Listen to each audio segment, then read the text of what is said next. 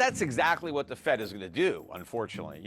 When the Fed is surprised by the fact that we go into a severe recession and inflation actually gets worse, right, which is a situation that they think is impossible. They think, well, if we go into a deep recession, at least we won't have inflation to worry about anymore, and we could just go back to what we've been doing, which is creating inflation. But if we go into a severe recession and inflation is still high, well, they're out of tricks, right?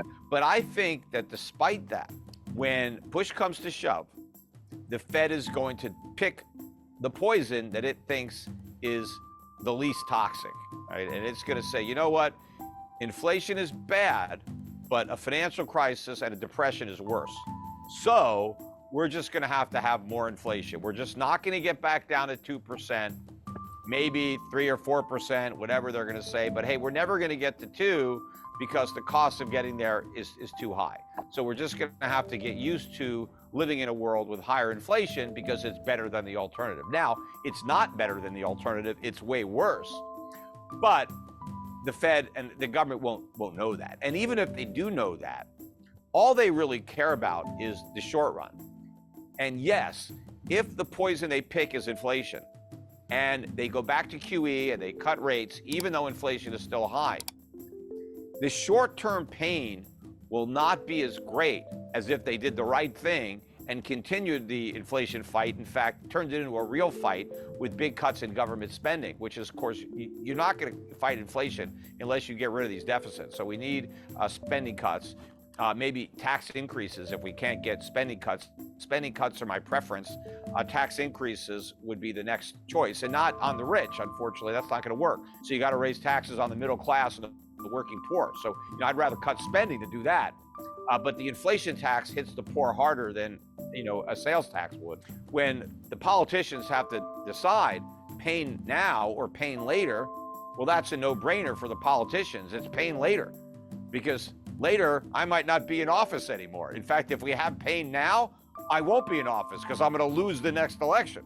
So the way to minimize my own pain as a politician is to kick the can down the road, right? So I'm going to do whatever it takes to get me reelected. So if inflation now means pain later instead of now, even if it means some pain now, but the worst pain is later on, that's what I'm doing. The politicians will always sell out the long-term interests of the country for their own political benefit. And so that's what's going to happen. And the central bankers are really no better than the politicians. I mean, they're really political animals there. And they're going to make the same choice. They're going to choose pain later because, as far as Powell is concerned, hey, I'm just going to finish out my term and it's somebody else's problem, right? Don't blame me, right? I don't want to be the one that gets blamed for all this pain.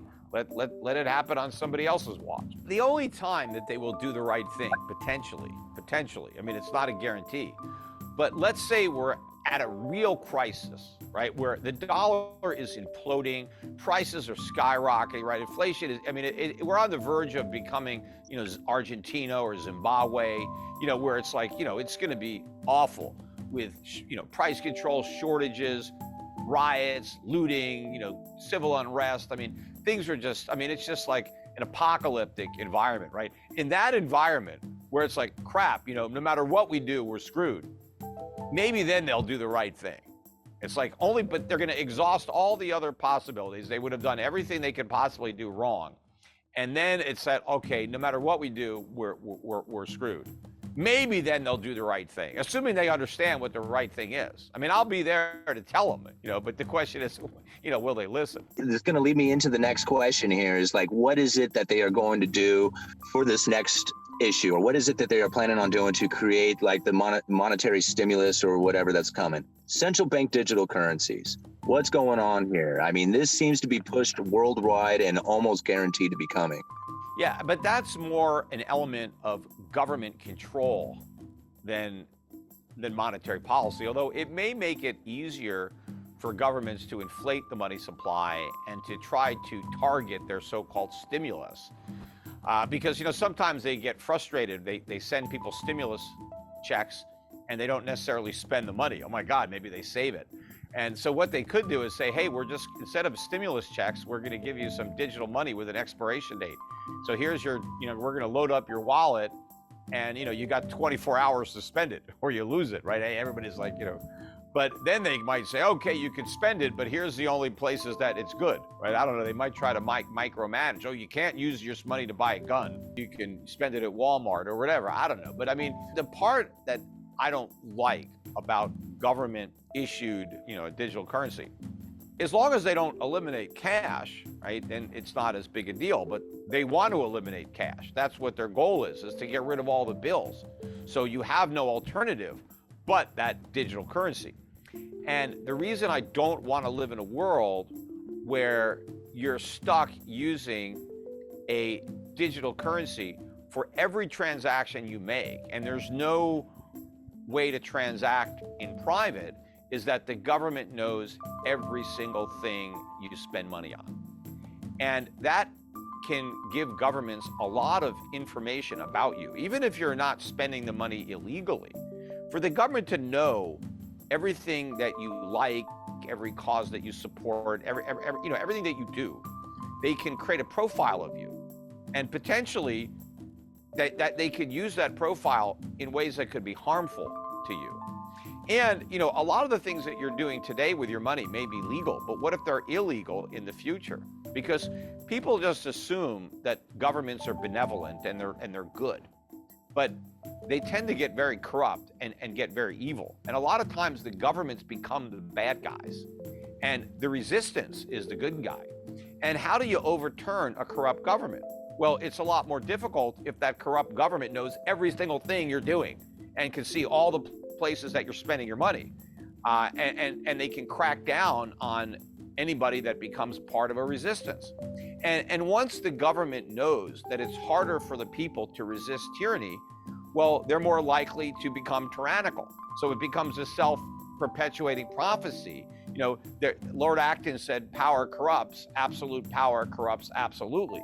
And so the more power you give government, the more corrupt government becomes. So you always want to be vigilant when it comes to government. You don't want to give up your liberties just because, you'll get some extra safety.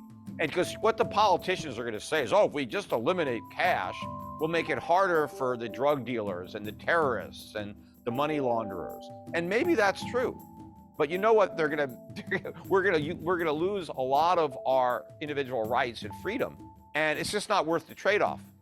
And from my perspective, being in the financial service industry, I already see through this charade. All of the anti-money laundering that we have now, the laws on the books, all that stuff, yes, they say it's here because of terrorists and drug dealers and criminals, but that's just for the public to get them to approve the laws. The one goal that all these governments have in mind, the criminals that they really want to catch, are the people not paying their taxes. That's really what they're going after, right?